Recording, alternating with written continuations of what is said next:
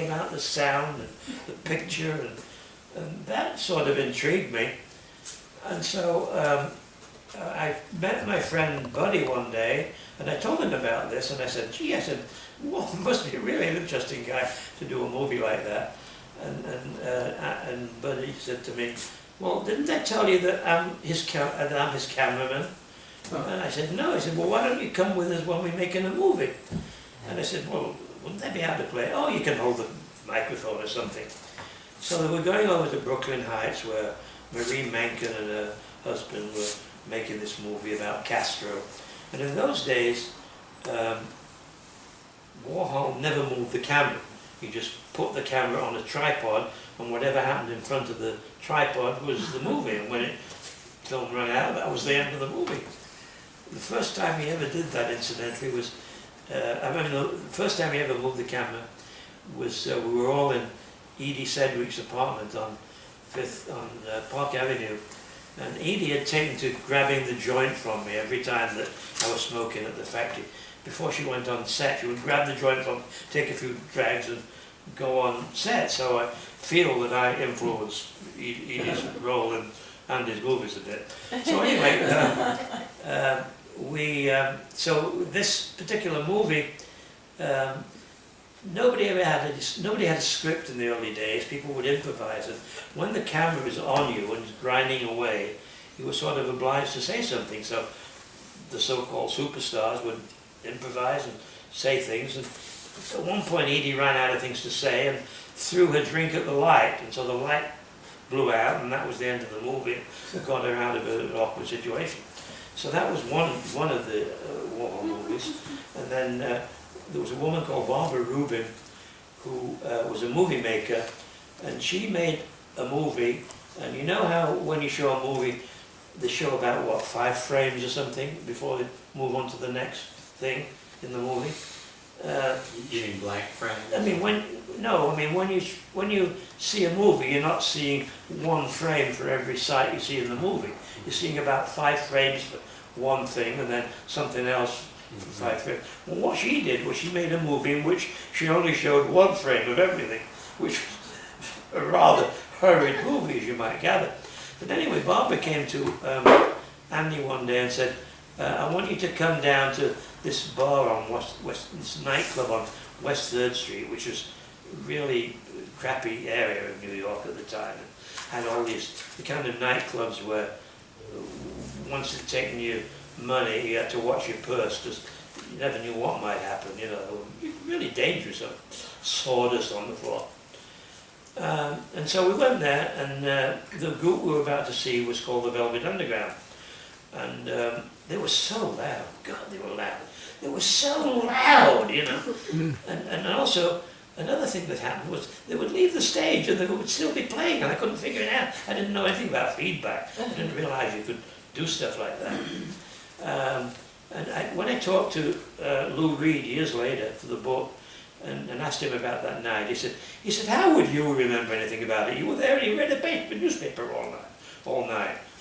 Which wasn't really true. But anyway, that was another Warhol story. And then they went to investigate a place on St. Mark's Place, which was an old Polish dance hall called the Dom. And they felt that it was absolutely ideal for bringing all these things together. The Velvet Underground, and Gerard with his leather pants dancing with foot-long searchlights, and movies projected on the walls, and incredible noise and confusion, and they called it the exploding plastic inevitable. And I was there one night, and there's a balcony overlooks it from the back where the spotlights and things were, and I was with Andy and we were walking along the balcony, and we came to this guy who was operating a strobe light, and he turned to Andy and he said, Andy, could somebody take over for one? I've got to make a phone call, go to the John something or other. And Andy said, sure, and he grabbed the nearest person and he said, take over, and pushed it into the spotlight. Well, this guy, never before in his life had even seen a spotlight, never mind operated one, very tentative.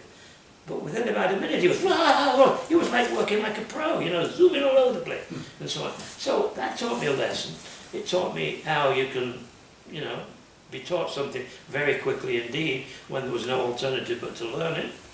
And that's one of the Andy things. And well, let's ask about Andy in general. He's so enigmatic, and what motivated him? We're talking about 60. We're talking about the years that I spent with him, maybe 3 or 4 times a week, between 65, when I wrote a piece for The Voice about how Andy Warhol makes movies, and 1971, when this book came out. And he was, I never saw him lose his temper in the entire time I knew him. I never saw him be nasty to anybody. I never saw him be rude to anybody. He would be interviewed by everybody. He would play back to them exactly what they expected to find. It's no accident he was called a mirror. He was a mirror. He reflected back our society. He reflected back anything. He was truly an original human being who was probably influenced me more than most of the people I've met in my entire life. I've already told you the others: Lenny Bruce, Tim Leary, Henry Miller, Doris Lessing. I can, on one hand almost, mention the people who influenced me and all I've gone through, and all the countries I've lived in, and all the books I've done, and the 1,000 television shows I've done, and the 1,500 columns I've done. Nevertheless, I could mention, 5, 6, 7 or 8 people who influenced me more than anybody else, and Andy would be among the top 2 or 3 of those people, if not the top. And you also had a little influence on him. You suggested that he start a magazine. Well, he called me up one day. He didn't call me very often, but he called me up one day, and he was bitching they wouldn't give him they wouldn't take him to Hollywood and give him $1 million to make a movie. And by then I was thick into the underground press. I was running the underground press syndicate, and I'd been to many of the papers, and I was producing my own paper. And I said, Andy, why don't you start a paper? All my friends have papers. And so he thought about it, but he sort of hung up. And a couple of minutes later he ran back, he said, what kind of a paper? In that plaintive voice he sometimes had.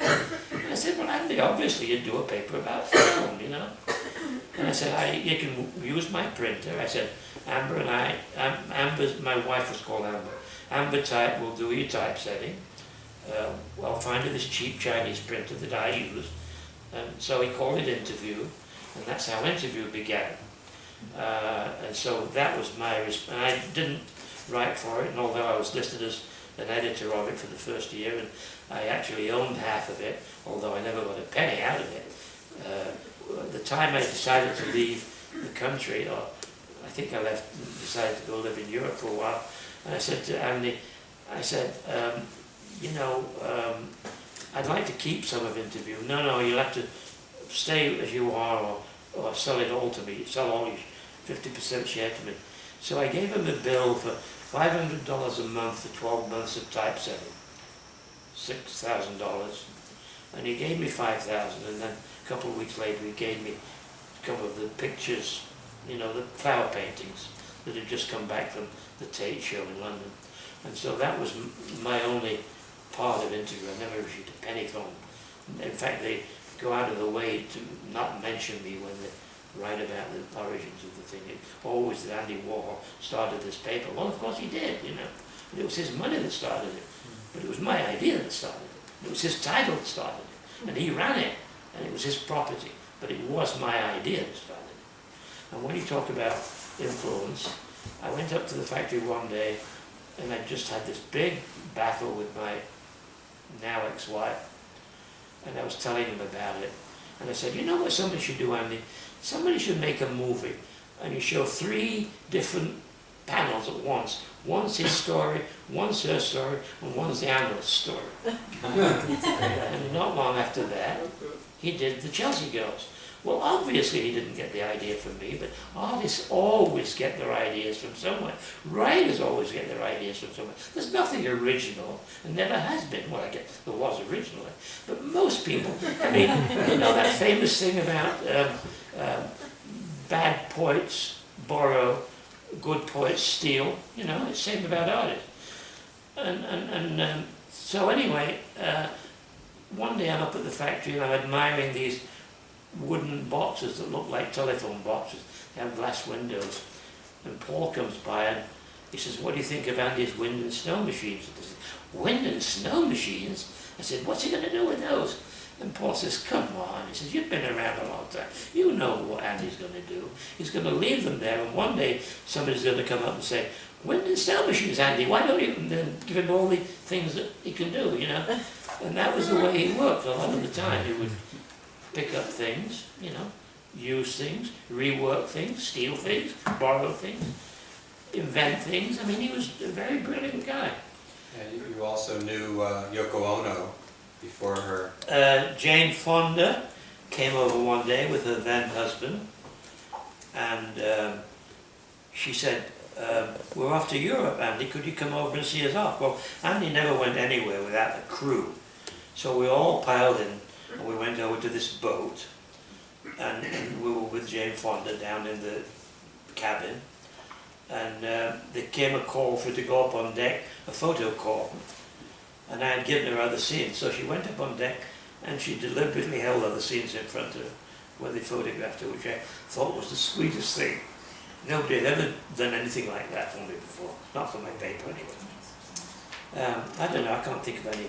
I was mentioning Yoko Oh, Ono. Yoko Ono, yeah. Which is interesting because you knew her, she was an Yoko- artist on that scene. Yeah, Yoko was one of the big types on the art scene in New York, was always around and did some quite funny things and wrote for my, wrote some of the things, or at least I used some of the things in my other scenes. I should say that my other scenes appeared to be an innocent, crappy 25-cent hack paper, but among the people, among the contributors were Andy Warhol, Ed Ruscha, Hunter Thompson, John Chamberlain, Klaus Oldenburg, Yoko Ono, Charles Bukowski, and all those kind of people. You know, I had a lot of people in other scenes.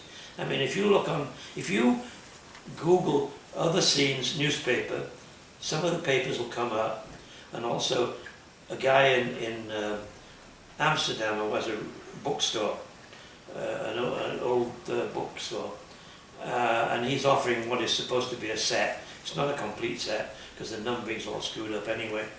And Ethan, my comic artist friend, called him up and said, you require people to ask the price, how much do you want? The guy says, 15,000 euros. Well, that's obviously ridiculous, but it's the kind of thing that, you know, an antique bookseller would dream of. That he's got this paper and it's so rare and so famous in a certain way, although totally unknown to the world at large. We only printed 10,000 copies on the New York stands and were only around for, I don't know, 6 years maybe. Well, you talk a lot in your autobiography about how you were kind of a little bit older than the Yes. 20-somethings. Well, most of the kids who came out of, who did underground papers, an awful lot of them started a paper in college and at some point offended the college so much that they moved to town and did the paper from town. So a lot of underground papers, that was the origin of them. I had a whole, I'm a tremendous fan of marijuana. I have written about marijuana. I first smoked in 1961. I have written about marijuana consistently for 50 years, and not because I'm just some hippie that likes to get stoned, because long ago, I mean, I doubt there was a day between 1960 and 1980 when, like everybody else in the underground press, all over the world smoked dope every single day. And we were always in favor of it. And when it came to the point when I didn't smoke very much and smoked only occasionally, I would use it. I would say, I have learned so much from marijuana that if I'm going to get stoned, what little jump of imagination do I need to make?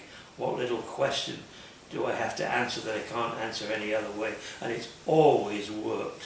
It's never failed to work for me. So I use it. It's a tool for me.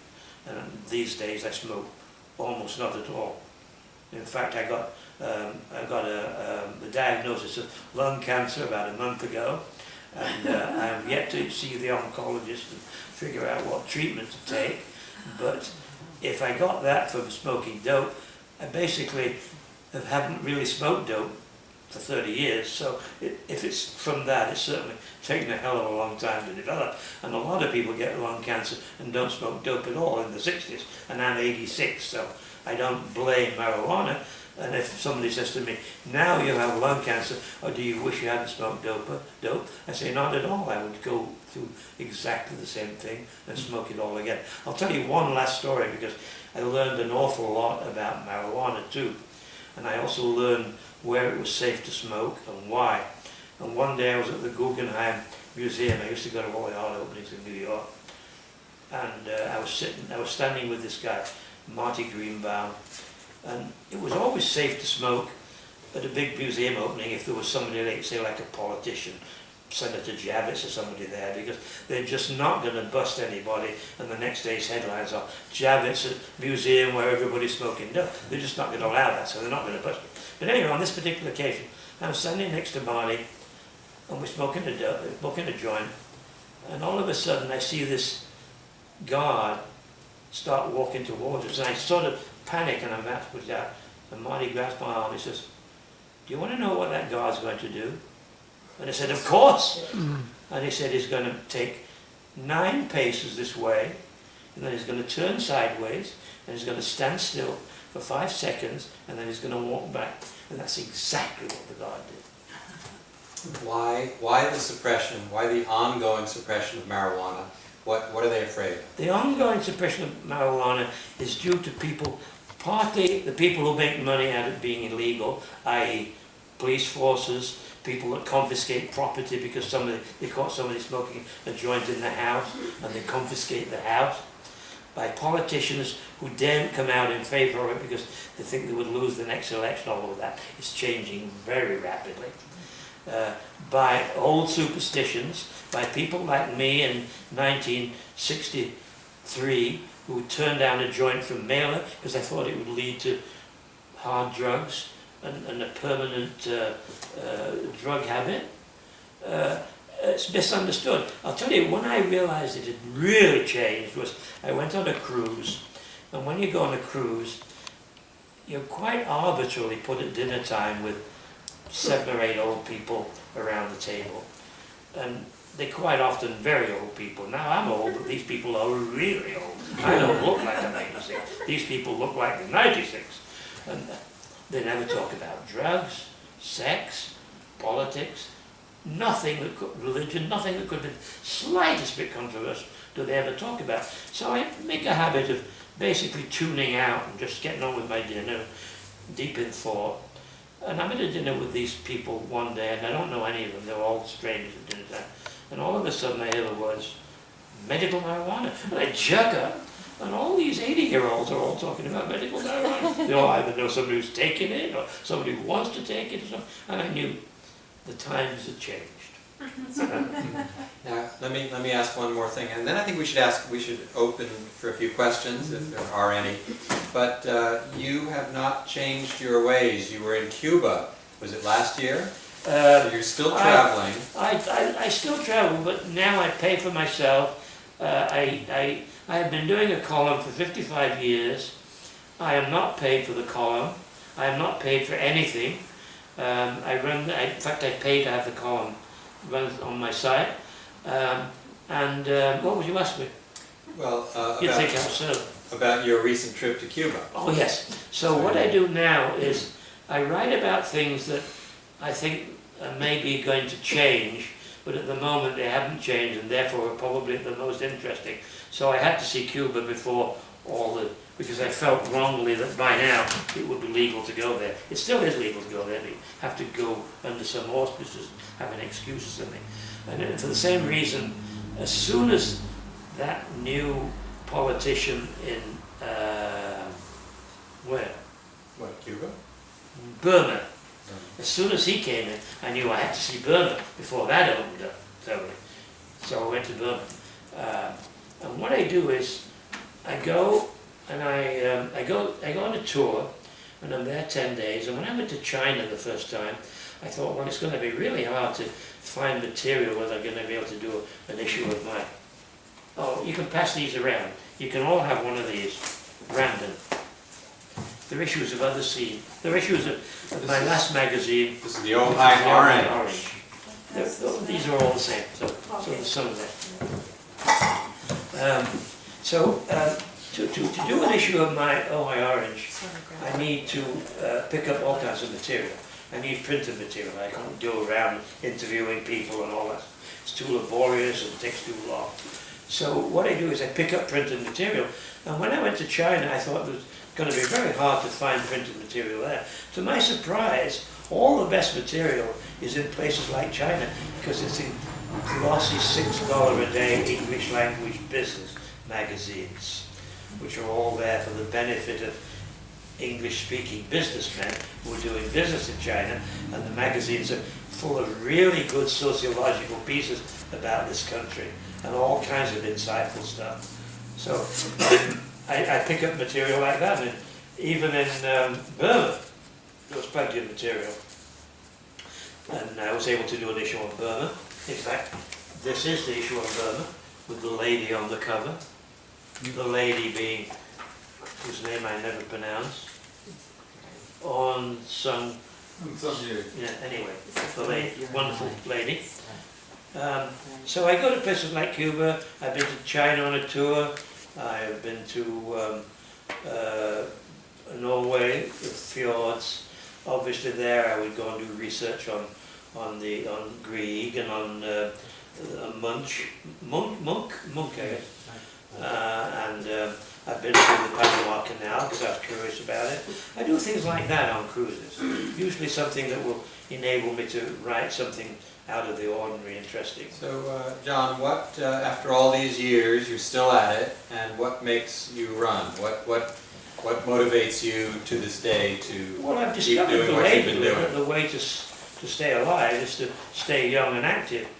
But I was already young and active. I've always been very curious, and I have this rather stupid belief, this kind of naive belief that the more innocent you can stay,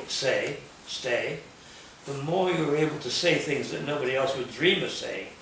And in my column, I have a part at the end of my column which is called Wilcock Web, which is full of one-sentence snarky remarks about things. And I say things that would seem obvious, but nobody says them because they're too obvious. I'm trying to think of an example. I might say something about, for example, today I wrote an item for next week. I said that Jamie Dimon was in charge of J.P. Morgan Chase for the years when they lost $6 billion. Why he's admired so much by the people in Wall Street. Nobody would dream of asking that. Oh, I say, Jamie Dimon, who should be in jail, and then I go on with the rest of the sentence. Because another of the things I learned about writing, I learned from Richard Condon, the novelist whom I knew in Mexico. He did The Manchurian Candidate. And he was a brilliant columnist or writer. And he would start writing about, for example, he might be writing about the people here in this room. And he would talk about how we were all at this meeting for some reason or other. And then he'd say, one gentleman in particular was sitting on a chair, and he'd tell the history of the chair in between commas, and then get back to the sentence and tell you three other things. And you didn't realize anything that other than you'd read a sentence, but you'd actually read about 4 different things, all in the same sentence, because he used commas, dashes, colons, semicolons, and parentheses, often and judiciously. And if you do that, I mean, just the commas alone. If I say, Jamie Dimon, comma, who should be in jail, comma, and then go on with my item, I mean, I've gotten away with 3 things in one 15-word item, you know? So it's a useful thing for writers to learn, I think, that, the use of punctuation. Fascinating. Well, if any questions? I wasn't clear on what happened with the lady that you were on the train and then you told her to look at the article you wrote on her. What happened to her? That's The witch. The witch. The witch. Oh, so she was the witch, she was the gal that produced the... Oh, I don't remember that. But you both joined together to write that book on the witch, right? Oh, the witch, oh, right, And yeah. you just happened to meet her on the train.